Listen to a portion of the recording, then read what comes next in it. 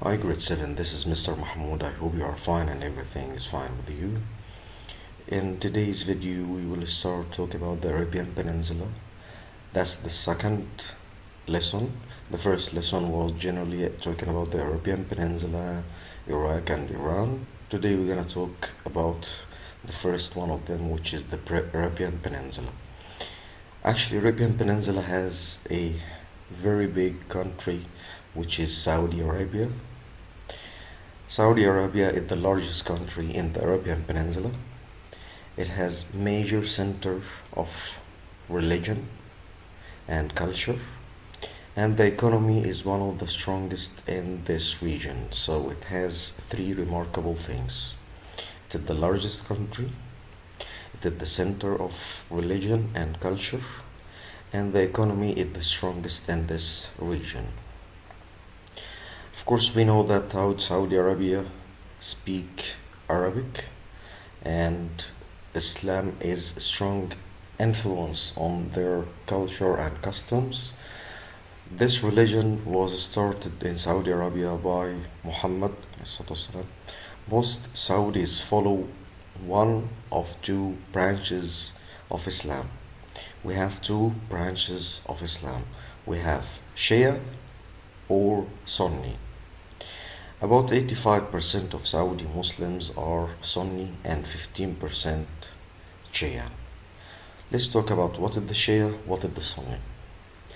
Shia is a branch of Islam in which Muslims believe that true interpretations of Islamic teachings can only come from certain religions and political leaders. So these interpretations must be uh, emphasized and interpreted, explained by only religious and political leaders. But in Sunni, they believe that the ability of the majority of the community to interpret Islamic teachings. What does it mean, interpret? Interpret means to explain.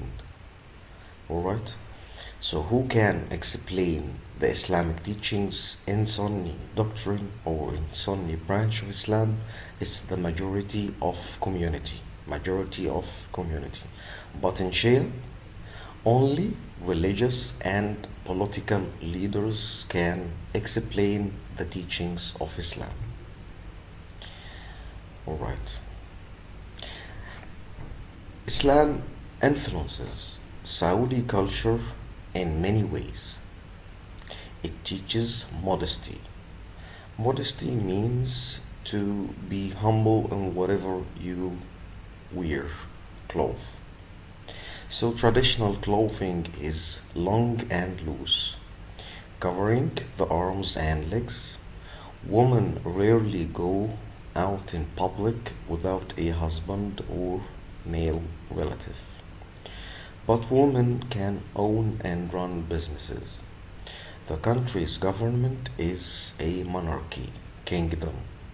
It means that there is a king. There are also local officials, only men can vote. You know, guys, we live in Egypt, and the Egyptian culture is very near to the culture in Saudi Arabia, and we know that the clothes in most of Arabian countries is modest, and women cover their arms and legs. We know that, all of us. But the only thing that they have in Saudi Arabia more than us, that the women there cannot go on the streets and in public places without their husband or one of their male relatives. Plus, we doesn't have we don't have here in Egypt a monarchy. We have a president, that's why we are not a monarchy. But in Saudi Arabia they have a king, that's why there is a monarchy system. And also there are many officials there, like many ministers and so on. But only men can vote in Saudi Arabia. The last thing we're gonna talk about is that Saudi Arabia is an important member of OPEC. What is OPEC? It is Organization of Petroleum Exporting Countries, an international organization whose members work to influence the price of oil on world markets by controlling the supply. Guys, we know that there are many and many and many countries that they have this oil under the ground. And must be some organization to control this oil and to control the market of the oil and to control selling and buying this oil. And this organization called OPEC, all these countries which have big supplies of oil, they are members of OPEC. And because, of course, Saudi Arabia is one of the biggest countries which has big supplies of oil, it is one important member of OPEC.